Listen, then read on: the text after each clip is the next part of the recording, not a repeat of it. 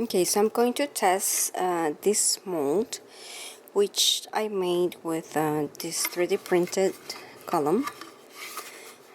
This is what I used to smooth it out because the print failed at some points. I already created a melt and pour column, but I want to see how it works with cold process soap. Now to make the mold, I use this silicone, and essentially what I did was that I glued this to the bottom of this cap and then used this mailer and added it there. Of course, this was all properly sealed.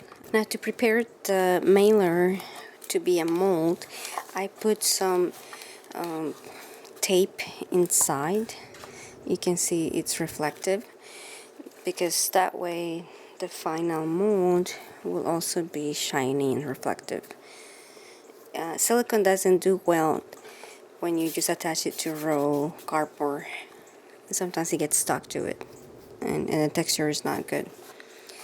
But in short, I glued this to the bottom of this so it will be center, and then I glued this, which is just the top of a bottle that I wasn't using, and I glue it and use it as a funnel.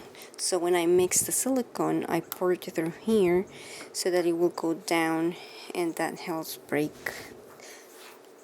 bubbles or air bubbles from it. But anyway, the mold is now made, and what it is, I cut it on the side, and it's cut up to this point, I believe, and I've put the rubber bands to keep it in place. Now the idea is that you don't see the cut, that when it goes invisible, you know there is a good seal. And this is thick too, so that it won't let soap through. So I'm going to test it now and see how it works with cold process soap. I added the light water solution to the oils and I stirred them for a while, and after that I used the stick blender briefly. What happened next took me by surprise, and it took me a while to figure out why it had happened. As you can see, the soap batter is getting thicker. It is accelerating very quickly, even though I have not added any fragrance oil yet. The reason why is because I had included some expired butters in the recipe. I had some cocoon butter that I bought several years ago and decided to add it when I should have just toasted it out because it had a distinct smell of rancidity. In the soap making forum, I read a post explaining that rancid oils will cause the soap mix to accelerate. I will link that post below, but in short, it has to do with the rancid oils having more free fatty acids, and those fatty acids react more quickly to an alkali, in this case to the light water solution.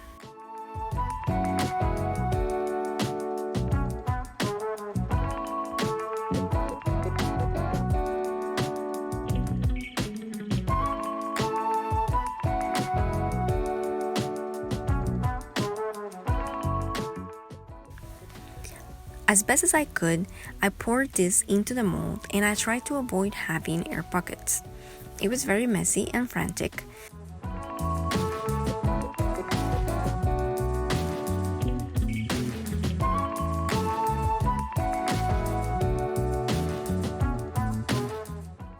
So, let's just jump straight to the unmolding, which happened a few days later. Ideally, I should have put this in the freezer because that makes the removal a lot easier. I removed all of the rubber bands and I opened the mold as far as I could.